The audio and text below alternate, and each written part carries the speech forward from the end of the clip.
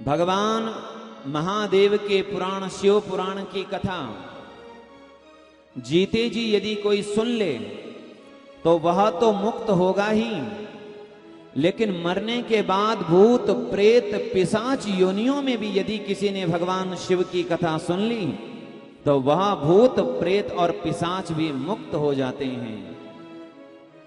जैसे आप लोगों ने श्रीमद् भागवत कथा में श्रीमद् भागवत कथा की महिमा सुनी हो कि भागवत कथा सुनने से जीवित पापी व्यक्ति भी मुक्त हो जाता है पाप से, और मरने के बाद यदि कोई भूत प्रेत पिशाच योनियों में भी यदि भगवान की कथा सुन लेता है तो वह भी मुक्त हो जाता है।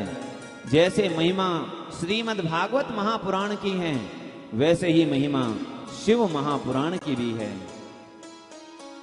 तो प्रश्न होगा, हमारे परिवार में यदि कोई मरने के बाद भूत प्रेत योनियों में चला गया हो तो उसका उद्धार कैसे होगा? क्या उसका उद्धार शिव पुराण से होगा या उसका उद्धार श्रीमद् भागवत पुराण से होगा? किससे होगा?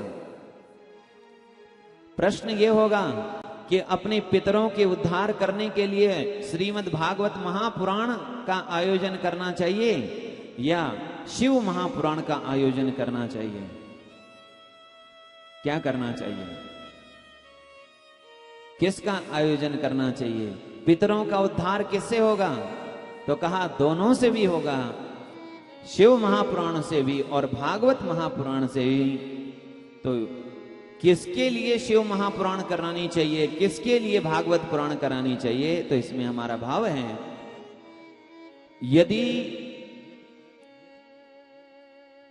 मृत व्यक्ति भगवान शिव की उपासना करने वाला हो, शैव हो, जिसने अपने जीवन काल में भगवान शिव की उपासना की हो, शिव की भक्ति की हो, और वह प्रेत बन गया हो किसी कारण से, या उसके पारिवारिक जो भक्ति है वो शिव भक्ति यदि है, तो उसे उसके कल्याण के लिए शिव महापुराण का आयोजन कराना चाहिए। और यदि कोई भगवान राम कृष्ण की या कृष्ण की उपासना करने वाला कोई जीव हो या कृष्ण की उपासना की चाह रखने वाला कोई जीव हो तो उसके कल्याण के लिए भागवत पुराण कराना चाहिए।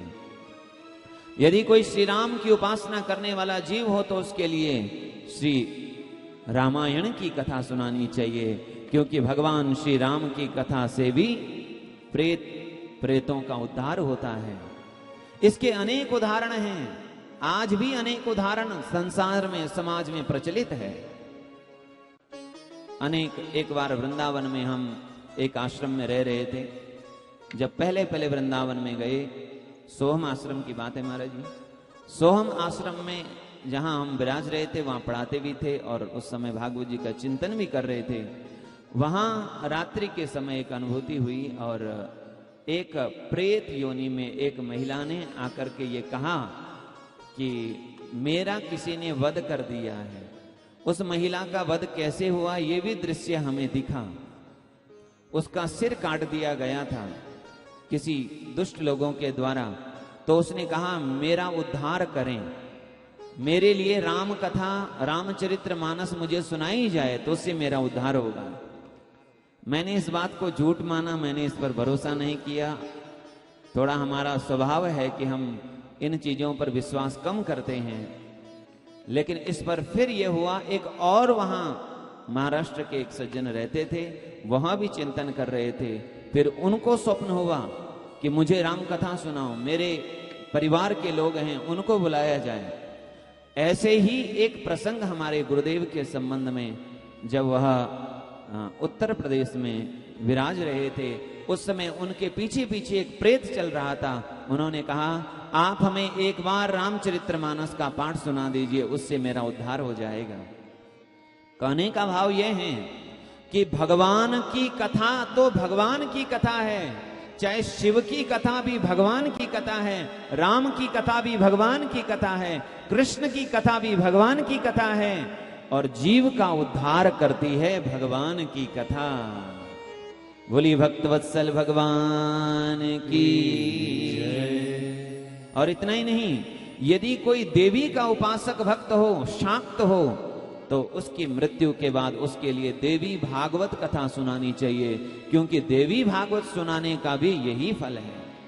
देवी भागवत में भी यही प्रसंग आया है। इसीलिए शिव महापुराण से भी मरने के बाद भूत प्रेत आदि योनियों में यदि कोई भटक रहा हो, क्लेश पा रहा हो, दुख पा रहा हो, तो उसका उद्धार भी भगवान शिव की कथा से हो जाता है। विष्णु गरुड़ पुराण में एक प्रसंग आया है, जहां बब्रुवाहन नाम के एक राजा हैं।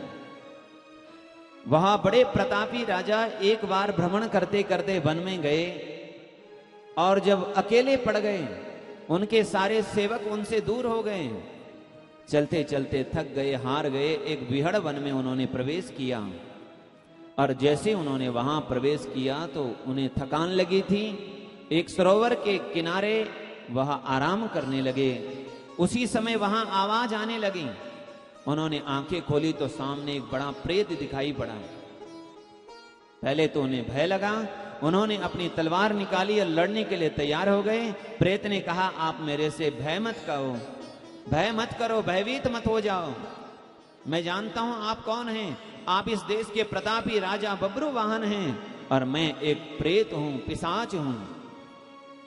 मेरी भूल के कारण से मुझे प्रेत योनि मिली है, आप मेरा उद्धार करो। उसी समय वहां अनेक अशरीर अवस्था में अनेक जीव, जिनकी आवाज तो आ रही है पर वो दिखाई नहीं पड़ रहे हैं। बब्रुवाहन ने पूछा कि ये आवाज किनकी है? तब उस प्रेत ने कहा, मेरे जैसे अनेक प्रेत यहां हैं। मैं आपको इसीलिए दिखाई पड़ रहा हूं, मैं आपसे इसीलिए संवाद कर पा रहा हूं, क्योंकि मेरा स्पर्श आपसे हुआ है। आप बड़े पुण्यात्मा हैं, प्रतापी हैं, और ये इसीलिए नहीं दिख रहे हैं, इसीलिए नहीं बोल पा रहे हैं, क्योंकि इनको बोलने की शक्ति भी नहीं है। बस ये केवल जो मुख से निकल रहा है, ध्वनि हल्की सी निकल रही है। प्रेत योनि में कैसा कष्ट है, तब उस प्रेत ने वहां बताया।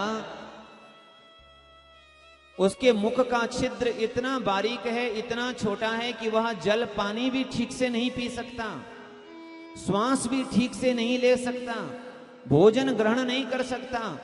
भूख से जब वह पीड़ित होता है, दुखी होता है, तब वह अपना ही अंग नोचने लगता है, काटने लगता है, खाने लगता है, पर वो खा कुछ पाता नहीं है। जरा विचार करिए, एक दिन भी हमें भोजन ना मिले तो ऐसे लगते मानो बुखार आ गया। 2 दिन भोजन में ना लगे तो बिस्तर में लेट जाएंगे, और 4-5 दिन यदि भोजन ना मिले तो शरीर में शक्ति नहीं रह जाएगी।